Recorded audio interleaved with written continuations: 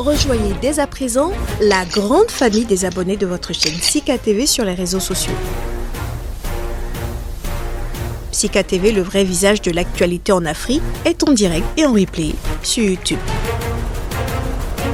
Abonnez-vous et cliquez sur la cloche de notification pour ne rien rater. Nous sommes également présents sur Facebook et sur Twitter.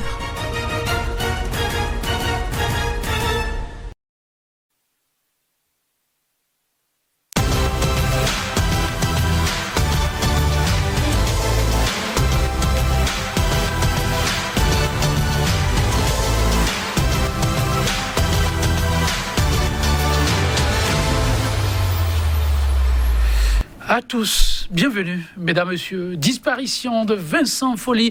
La presse béninoise pas seule, en deuil, sente comme un chapeau de plomb sur la tête. Nombre de consommateurs de produits de médias assoiffés d'informations de bonne facture. L'audace, le goût du risque, la défense de la vérité et des libertés essentielles manqueront cruellement à l'appel après un tel décès, rapporte maintes de voix éploré. Même l'ancien chef d'État, Bouni Aïe, dont le régime n'aura pas eu la tâche trop facile avec la nouvelle tribune, n'aura pas manqué d'adresse à son endroit. Que de fleurs, que de lauriers. Disparition de Vincent Folly, la presse béninoise libre, handicapée. Le débat, c'est tout de suite et maintenant avec un professionnel des médias et deux consommateurs de produits de presse. Le professionnel des médias n'est tout autre que Marcel Zoumenon, journaliste, analyste. Il est l'assistant de l'homme que le Bénin pleure. Le DP de la Nouvelle Tribune, Marcel Zoumenon. Bonjour à vous. Bonjour, Joël. Merci de répondre à notre invitation. C'est moi. Et le moral? Ça va. Merci pour la disponibilité en face de vous.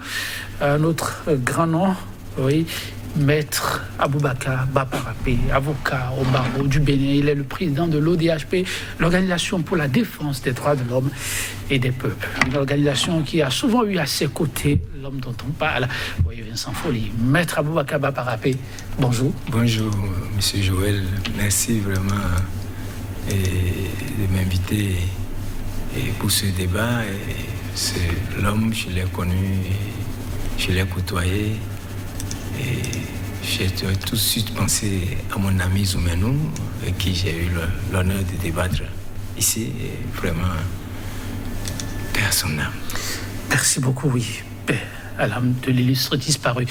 Un autre invité de consommateur de produits médias, avons dit, ici, Arnaud Eric Kagenon, écrivain essayiste, il est analyste des questions socio-politiques.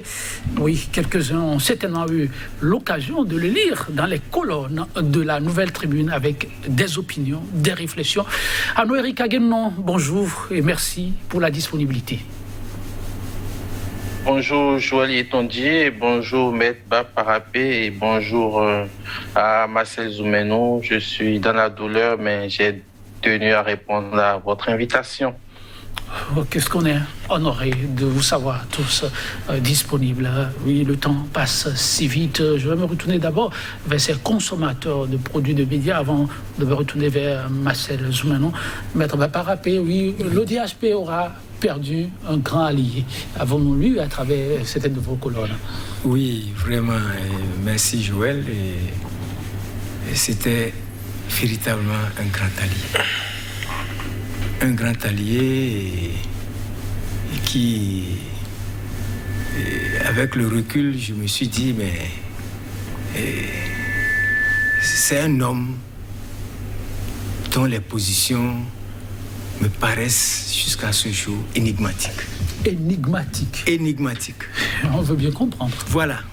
Énigmatique, voilà. Et quelqu'un qui a des positions de révolutionnaire.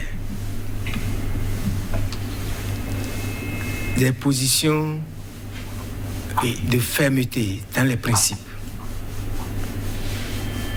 Des positions d'homme de vision.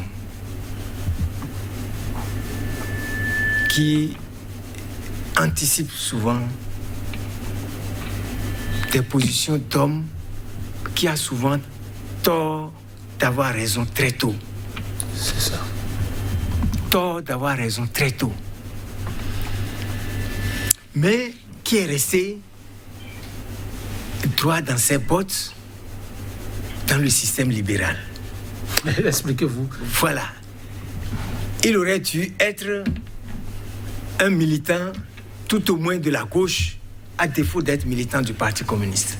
C'est pas tout le monde qui peut rester droit et ferme malgré toutes les humiliations entre griffes, malgré tous les problèmes et ça a dit tout ce qui a été mis en œuvre pour l'étouffer par les régimes successifs et particulièrement par le régime de la rupture qui a franchi le Rubicon en interdisant son journal.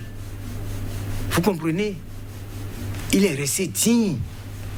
D'autres personnes auraient, comme je l'ai dit dans mon hommage à l'homme, auraient mis le genou sur le cou de ses principes. Comme on a mis, le policier a mis le genou sur le cou de notre regretté George Floyd. Vous voyez la comparaison? Ça veut dire qu'il aurait démissionné depuis et, n'est-ce pas, aller à la gamelle, à la soupe. Mais il a refusé. Il est resté digne. Il a fait ses combats, procédure sur procédure, jusqu'à la victoire finale. Donc, voilà un combattant qui est resté légaliste et a utilisé les armes et de droit, n'est-ce pas, pour mener son combat contre ses oppresseurs. Ah, mais vraiment, c'est extraordinaire. Il y a très peu de gens, très peu de gens qui peuvent, à l'heure actuelle, donc tenir comme lui. Il faut des gens de la vieille école. Je l'ai connu grâce à mon patron, Maître Alao, mon patron de stage, bien entendu, et qui était son ami personnel. Maître Sadiko Alao. Maître Sadiko Alao. C'est ça. C'était l'ami personnel de Sadiko Alao.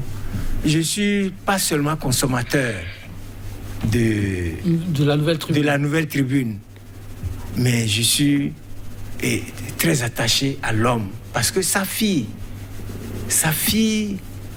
je ne sais pas si elle est née ou pas, a été ma secrétaire pendant que j'étais au cabinet de Maître Alao. Mais une femme extraordinaire qui a été très bien éduquée, elle est la fille de son père. Alors donc, l'un mis dans l'autre, vous voyez, et ce n'est pas seulement le militant, ce n'est pas seulement l'avocat, ce n'est pas seulement le consommateur fidèle de la Nouvelle Tribune, mais c'est une personne attachée à l'homme. Une personne attachée à l'homme. Oui, c'est pour ça que vous voyez, il y a de l'émotion dans ma voix. Et c'est pourquoi j'ai aussi pensé tout de suite à mon ami Zoumenou. Je voulais confier au micro ici, parce que je me dis, mais comment? Quel serait son état d'âme actuellement? Moi, je ne l'ai pas côtoyé de très près comme Zoumenou, mais je l'ai aussi côtoyé. Alors, donc, c'est un hommage mérité de toute la classe politique, même ses adversaires. Oui. Je me demande aujourd'hui, tous ceux qui ont tenté de l'étouffer, quel serait aujourd'hui, si c'est un plaisir pour eux de l'avoir, d'avoir contribué donc à sa mort quelque part. Comment ça? Bon, mais on laisse ça à Dieu. Ok, merci beaucoup. Merci oui, beaucoup. Monsieur Aloéric Aguenon, vous avez pleuré une plume, voilà, qui manquera. Vous dites, c'est bien dommage que parfois la nature décide ainsi. C'est quoi la spécificité de cette plume-là? La spécificité de la plume de Vincent Folly, c'est d'abord une plume audacieuse, une plume rigoureuse et une plume d'espérance.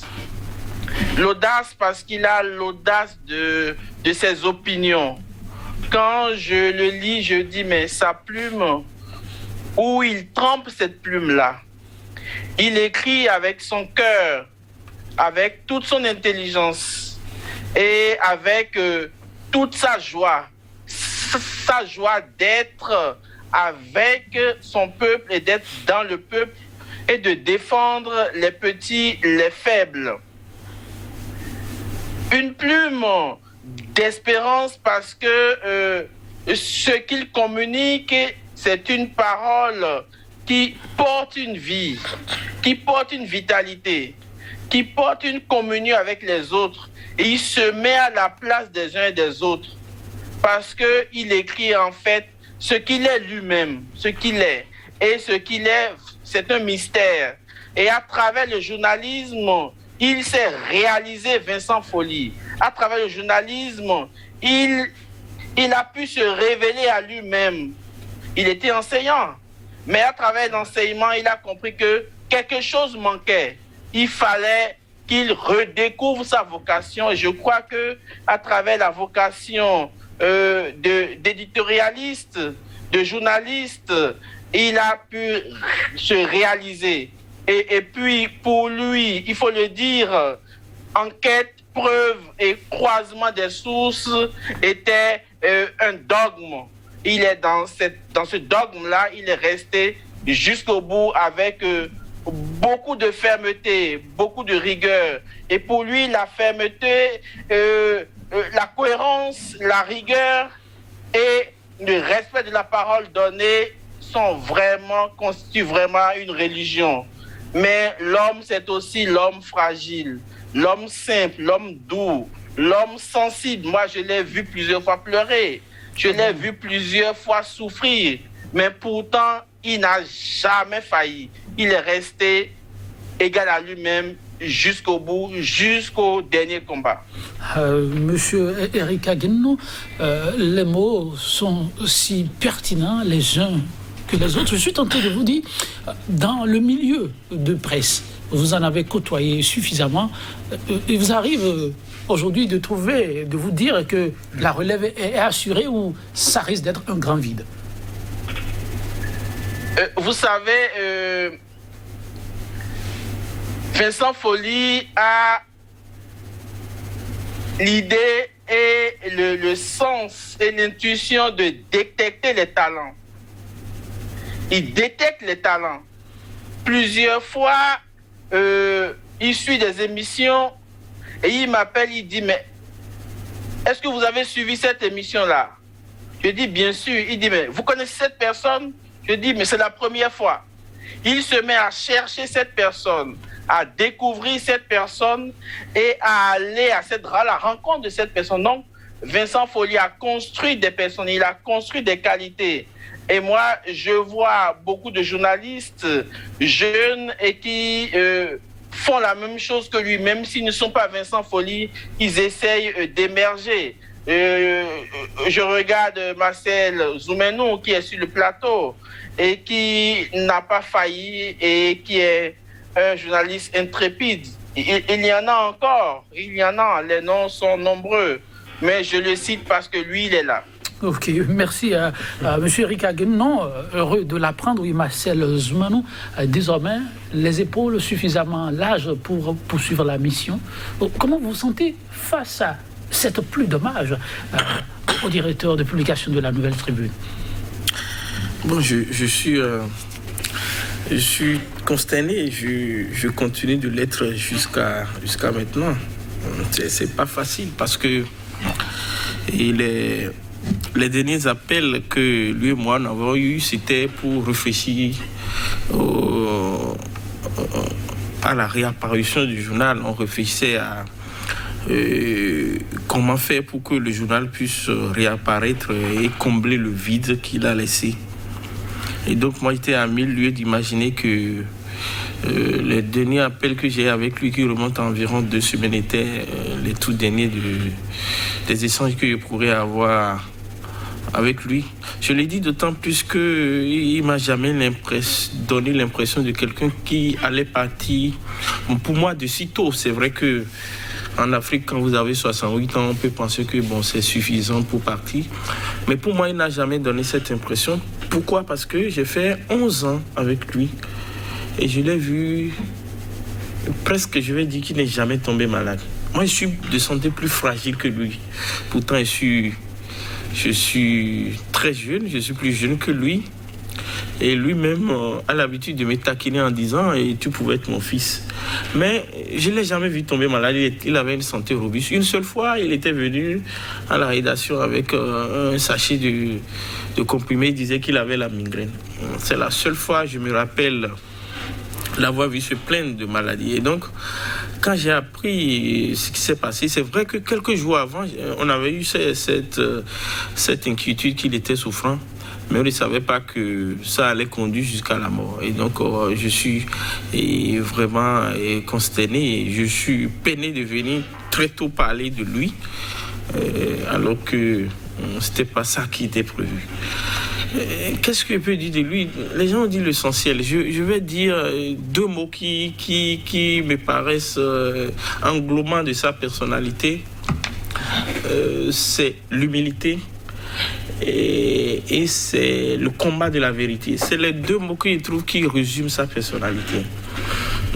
Tout ce que nous avons fait à Nouvelle Tribune, je vais dire que c'est le combat pour la vérité.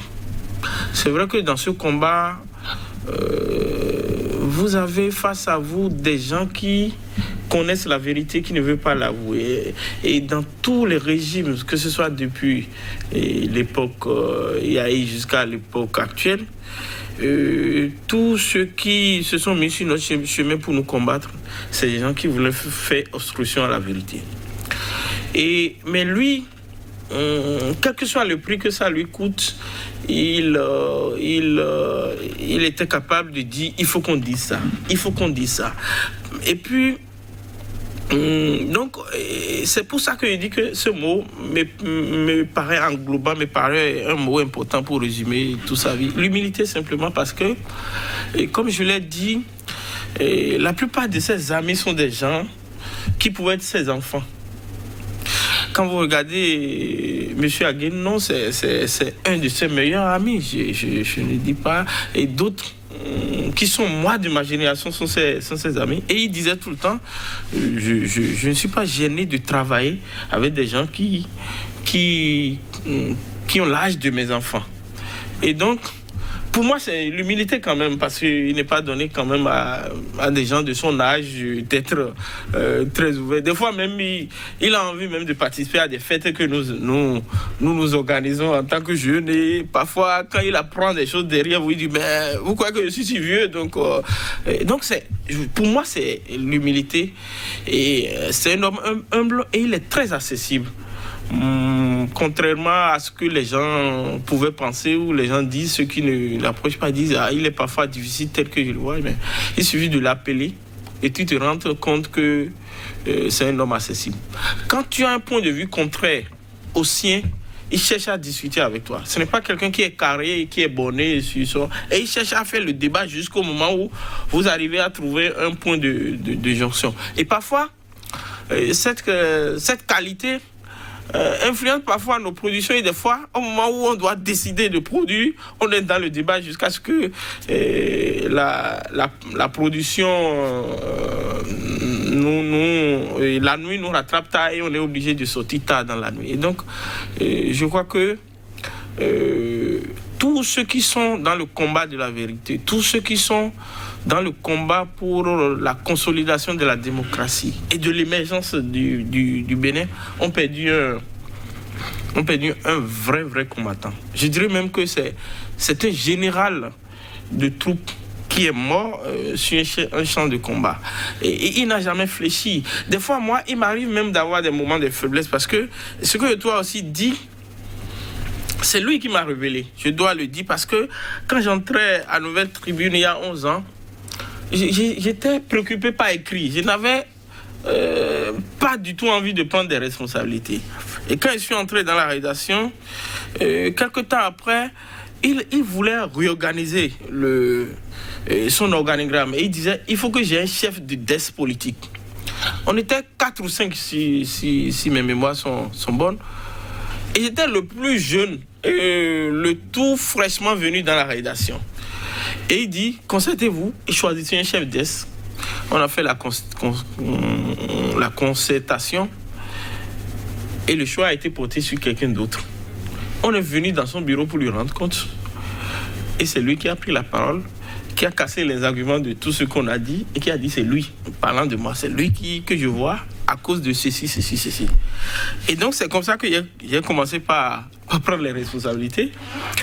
Quand l'ancien rédacteur en chef est parti, il a fait une réunion avec toute la rédaction. Il dit j'ai la possibilité de choisir à l'intérieur comme je peux aller chercher mon rédacteur en chef à l'extérieur. Et un jour, il m'appelle dans le bureau et il a dit que quand il a regardé la révision, il me présentait à ce poste. Et j'ai dit non, je ne voulais pas que le poste de chef d'aide politique me pesait tellement lourd que je pouvais m'en tenir à ça. Donc, il s'est tué. Et il est revenu encore à la charge une seconde fois pour dire cette fois-ci, je t'impose. Parce que quand tu es dans une administration, dans une équipe, parfois, il y a des décisions qu'on t'impose. Et donc, je t'impose le poste de rédacteur en chef.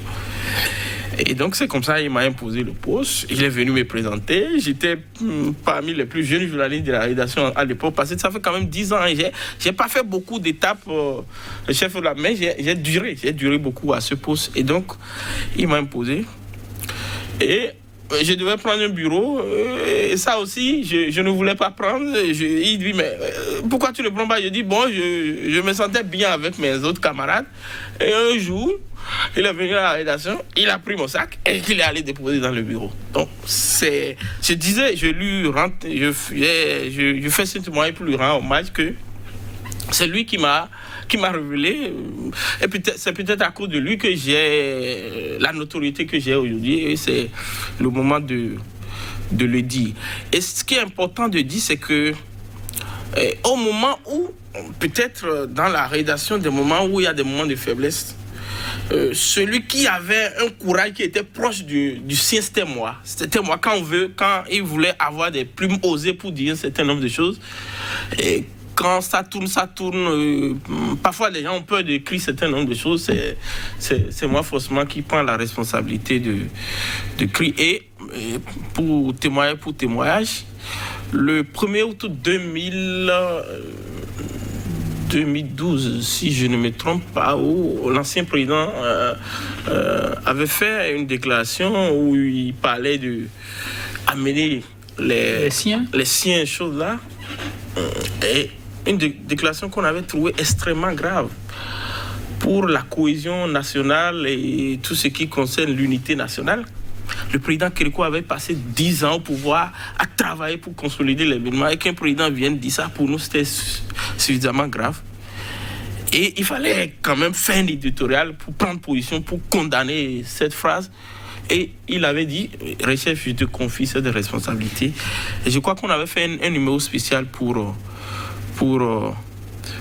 par rapport à cette déclaration du président et Boni Yaya à l'époque. Et donc, tous ceux qui, dans un passé récent, se trouvent être des gens qui n'approuvent pas la ligne éditoriale, dans une autre vie, deviennent nos meilleurs soutiens. Et pour finir, parce que je ne vais pas trop monopoliser la parole, ceux qui sont au pouvoir actuellement, et dans un passé récent, nous on les trouvait en position de faiblesse par rapport à un pouvoir. Et s'ils sont sincères, ils vont vous dire le journal qui les a soutenus depuis 2012, quand les problèmes entre l'ancien président Boni Yaya et l'actuel président ont commencé, le journal qui a le plus soutenu les a soutenus, même pendant leur période d'exil, ces nouvelles tribunes. Je me rappelle que parfois des dimanches, parce qu'on n'a pas beaucoup de jours de repos, où je devais me reposer, et mon DP m'appelle pour dire il fallait écrire ça, un papier qu'on voulait en urgence pour soutenir une telle position ou pour dire un certain nombre de choses. Donc, je le dis parce que parfois, on a l'habitude de dire c'est un journal d'opposition, ils ne sont que dans l'opposition, mais si c'est opposition, cette opposition a servi beaucoup de gens aujourd'hui qui sont soit au pouvoir ou bien qui ont été au pouvoir, qui ne le sont plus aujourd'hui. Et c'est très important pour moi de rappeler cela. Ah oui, beaucoup d'émotions. Vous le disiez tout à l'heure, dans une autre vie, ceux qui n'ont pas forcément porté le journal trouvent que c'est du bon travail qui se fait. Et dans la liste, on a eu l'hommage que laisse le président Boni Yayi, avec qui ça n'a forcément pas été la lune de miel pour le quotidien, la Nouvelle Tribune, qui a salué un homme, pas que de presse, un homme du peuple.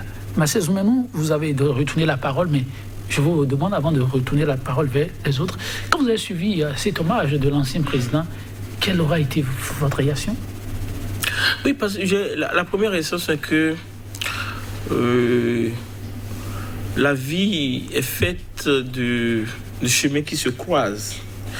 Et il y a peut-être 7 ans, on n'aurait pu jamais imaginer que le président Boni Yayi puisse écrire un truc comme ça sur la Nouvelle Tribune et sur son patron. Parce que je dois avouer qu'on a été parfois excessif avec le président Boni Yayi. On a été très dur parfois avec lui. Je me rappelle avoir écrit j'avais une rubrique que j'animais qu'on appelle Humeur du temps, où j'ai écrit des choses suffisamment dures sur lui. Mais il faut que les hommes qui arrivent à des postes de responsabilité doivent savoir que les critiques que l'on porte sur eux sont des critiques qui devaient les amener à corriger ou à tenir compte des choses que nous disons pour corriger. Ce n'est jamais dans une option de vouloir du mal à quelqu'un. La preuve, depuis que le président Boni Yayi a quitté le pouvoir, je ne me rappelle plus avoir écrit un seul article sur lui. Mais j'écrirai tout le temps sur le président Patrice Talon, qui est là aujourd'hui. Et chaque fois qu'il aura à prendre des décisions qui seront un peu à l'envers de ce que nous pensons être la justice, et la justice sociale, nous on va toujours dire ça c'est mauvais. Moi par nature j'ai toujours été comme ça, et j'ai rencontré sur mon chemin un patron qui était de ceux qui m'a donné l'espace de m'exprimer. J'ai toujours été quelqu'un contre, que ce soit en famille, on me connaît, contre l'injustice sociale de façon générale. Et donc j'ai pas été surpris parce que il y a de cela 1 an, 2 ans déjà, le personnage parlant du président Boni Yayi avait déjà commencé par comprendre que en réalité, c'était un combat de vérité, que Nouvelle Tribune n'était pas un journal qui était monté contre lui pour l'attaquer tout le temps. Parce que dans la période, un de ses parents m'a demandé, mais qu'est-ce que le personnage Boni Yayi t'a fait de façon personnelle? J'ai dit, il m'a rien fait. Autre que le fait qu'il est président de la République, et à ce titre, j'ai le droit de critiquer ses actions comme tout journaliste dans un pays démocratique. Donc voilà. Alors oui, Maître Parapé, oui. Les réactions, ça pleut de partout. Oui. Vous avez suivi Marcel Zoumenou? Oui, comment ça se comprend et comment ça se conçoit? Il a dit, je le suivais, comme on le dit, je le buvais tellement que de ce qu'il a dit, et je retiens 2 choses. Oui. La première des choses, c'est par rapport aux gens du pouvoir. Pas forcément, quand je dis pouvoir, vous généralisez. Je généralise. Okay. C'est-à-dire les hommes aux affaires. C'est-à-dire la volonté de bâillonnement de tout ce qui est la volonté de bâillonnement de toutes les bouches et de quelle sorte la vérité donc est unanime pour ceux-là, pour cette catégorie de gens. Il n'y a pas d'amis pour ça. L'amitié, c'est de pouvoir encenser et de dire « Ah oui, tout ce que tu fais est bon ». Mais dès lors que tu sors de ce créneau pour dire non, allez, tu es taxé d'opposant. Or, parlant de la presse, mettons de côté ceux qui font de la chicane. Parce qu'il y en a aussi. Oui, non, il y en a ceux qui font de la chicane ou ceux qui sont achetés pour enquiquiner. Il y a plusieurs catégories. Si on met de côté ceux qui applaudissent et qui vont émarger et chaque semaine et qui sortent des journaux siamois, c'est de tous les régimes. Mettons ceux-là de côté. Maintenant, ceux qui disent non, je ne veux pas ça, même si je garde toujours mes libertés, je dirai toujours ce qui ne va pas. Non pas contre le pouvoir, mais dans l'intérêt de la grande masse. Donc, c'est pourquoi je dis, je retiens 2 choses. C'est que Follet a fait l'option d'être un journaliste du peuple. Or, quand tu es un journaliste du peuple, mais celui qui est contre celui qui suce le peuple ne peut pas être avec toi. Donc c'est ça, c'est son opposition. De tout temps, de plus de 40 ans, on dit c'est opposant. Non, c'est un militant. Donc un militant dont tout le monde a besoin.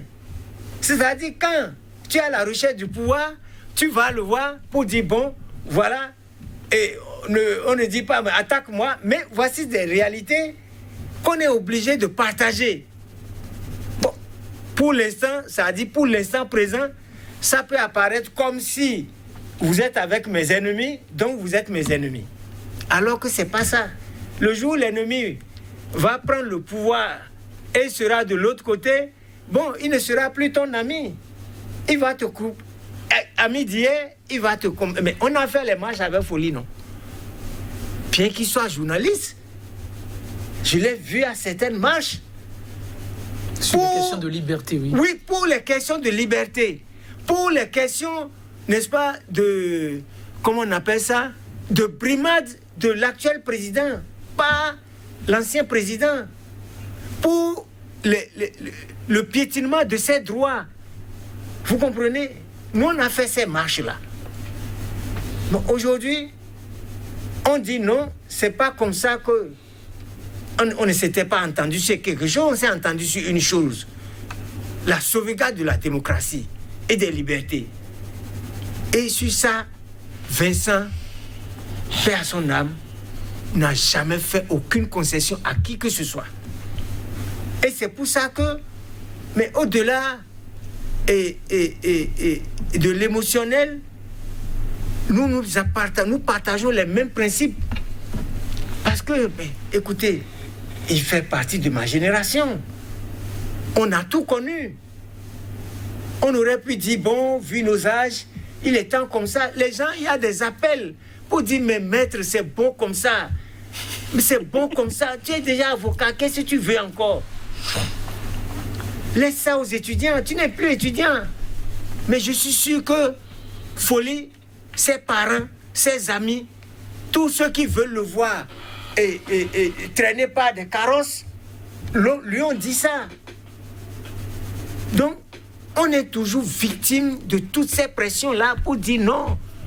Mais le pouvoir est fort, il va vous écraser. Mais depuis le temps de Kérékou, on nous a dit ça. Mais vous, étudiants, mais vous avez quoi? Vous n'avez pas les armes. Lui, là, les armes, il va vous écraser. Mais il est où? Il est sous terre aujourd'hui. Même si on doit le déterrer pour le juger, bon, paix à son âme, on va le juger. Donc, parler du général Mathieu. Oui, tous ceux qui pensent que, bon, c'est parce que nous sommes contre le régime, c'est parce que nous sommes ceci, nous sommes opposants, nous sommes... Non. Alors, vous comprenez? Donc, je peux dire, c'est un militant résistant. Un militant résistant. Un militant résistant. Monsieur Anno Erika Guénonon, est-ce qu'on peut demander à la jeune génération de poursuivre cet idéal avec les risques qui vont avec? Je crois que la première chose, c'est d'être ce qu'on est. Vincent Folie, c'est un type de personnage. Et quand on est de ce type, et quand on le rencontre, on est réconforté, on est soutenu, on est encouragé. Pour lui, le journalisme, c'est critiquer le monde des finances, c'est critiquer le monde du pouvoir et prendre parti pour le peuple. En tant qu'écrivain, essayiste, moi-même, je suis dans cette mouvance-là. Dénoncer le mal, annoncer le bien. Et donc, nos chemins se sont croisés. Et donc, quand on croise le chemin de celui-là, parce que on a les mêmes convictions, on a la même force de plume et on a la même rigueur de pensée, forcément, il vous imprègne de quelque chose. Et ça, c'est fondamental, c'est fondamental.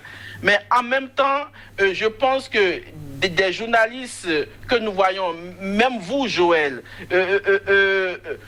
ils sont nombreux, Vigile Aroncet ou d'autres, qui sont dans d'autres sphères du pays et qui ont au fond d'eux cette conviction-là, quand ils n'ont pas dans leur entourage, dans leur cercle, des personnes capables de les porter, de les encourager, mais il ne peut pas avancer. Le cercle est soit vicieux, soit vertueux. Quand un cercle est vicieux, ça vous plombe. Quand un cercle est vertueux, ça vous porte. Mais il faut être rigide comme Vincent Folly pour pouvoir tenir en face d'un cercle vicieux. Et il a fait. Vous savez, c'est quelqu'un d'extrêmement ouvert. Et ça, je vais faire un témoignage parce que Marcel Zoumenou est là. Une fois, j'ai rencontré pour la première fois Marcel Zoumenou à une émission à Sika. Mais il me connaissait de nom, tout ça. Et on a échangé, on a sympathisé. Quelque temps après, j'apprends dans les coulisses que voilà, que Marcel Zoumenou quitte le poste de Red Chef. Et j'ai dit, ah bon? C'est un autre ami journaliste qui m'a informé. Donc, j'ai appelé Vincent Folly. Et puis, on en a discuté à cœur ouvert. Hein. Je lui ai dit ce que je pense. Lui-même m'a dit ce qu'il pense. Et je lui ai dit, qu'est-ce qu'il veut faire? Il dit, mais et toi, qu'est-ce que tu veux que je fasse? Aide-moi. Comment on va régler ça? Et je lui ai donné les idées. Il est revenu, on a reparlé de ça. Après, il est revenu, on a parlé de ça. Et puis, pour répondre à votre question, je crois qu'il n'a pas été déçu par Marcel Zoumenou. Et je crois que ça a été une révélation pour lui-même, Vincent Folly. Il en a fait le témoignage auprès de moi et certainement auprès de Marcel Zoumenou aussi. Donc, c'est pour vous dire qu'il encourage tous les jeunes qui émergent.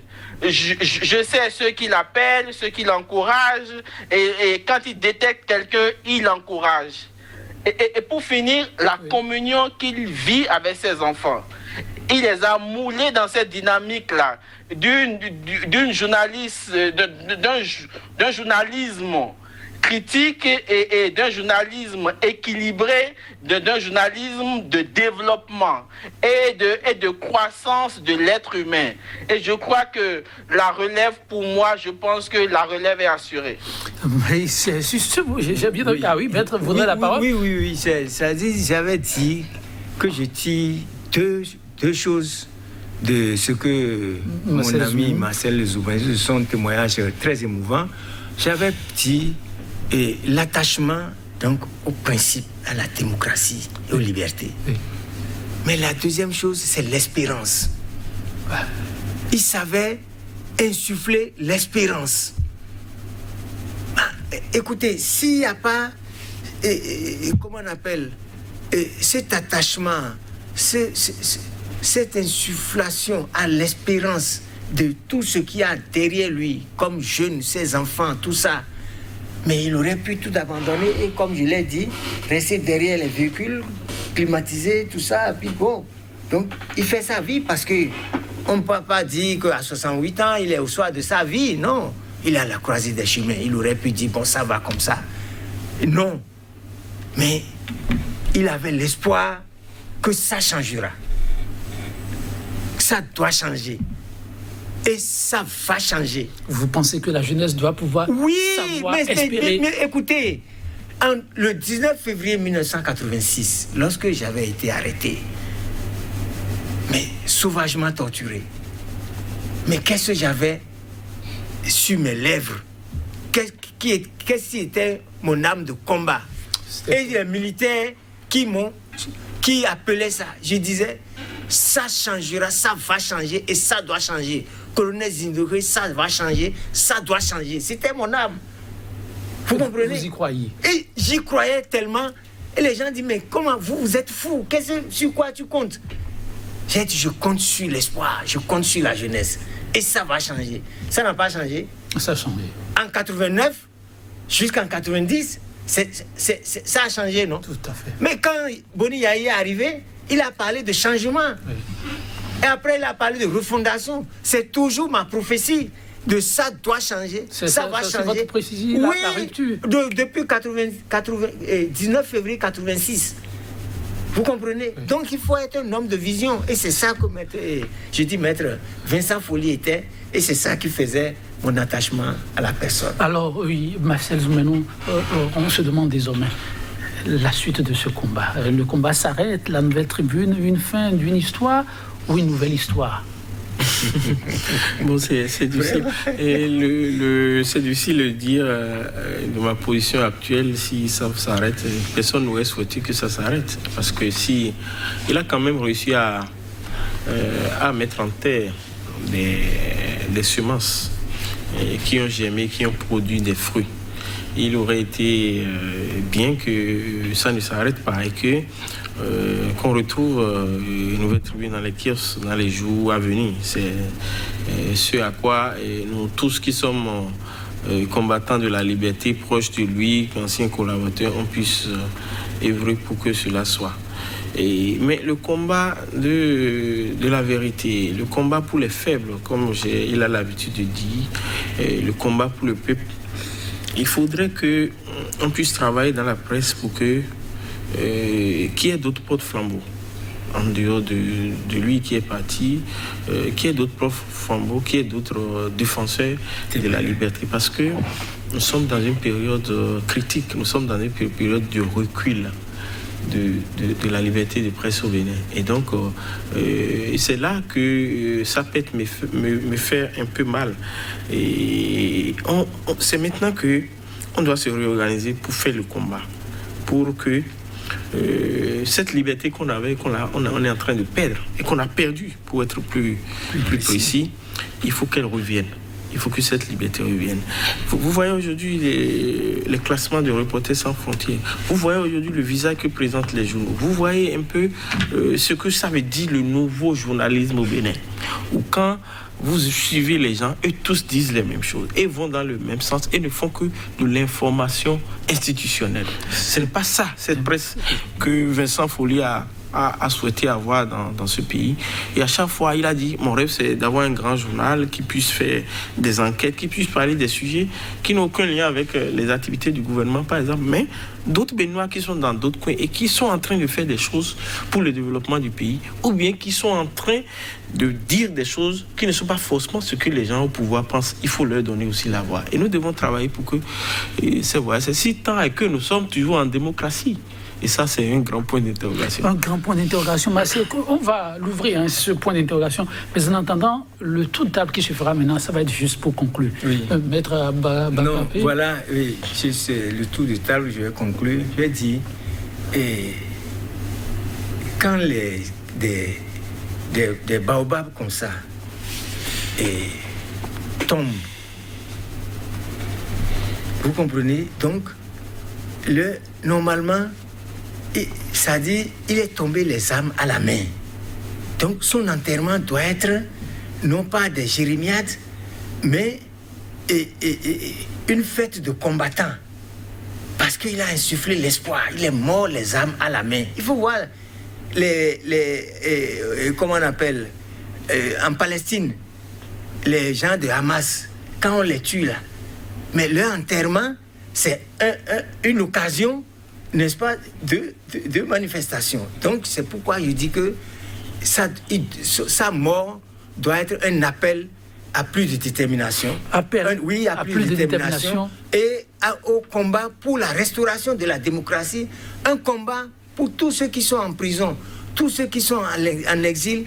Un combat d'espoir. Merci voilà. À vous, Maître Aboubakar Paparapé, pour ces mots aussi d'espoir. Oui, Anouerika Guénon, votre conclusion? Le DP Vincent Folli aimait beaucoup le père Alphonse Quenom, qui a fait 10 ans de prison, grand historien. Le père Alphonse Quenom a écrit un livre, Semence d'avenir. Et je pense que Vincent Folli est une semence d'avenir. Merci pour le mot. Que de positivité ce matin. Marcel Zoumenou, pour conclure. J'avais envie de faire 2 témoignages avant de conclure, si le temps me le permet.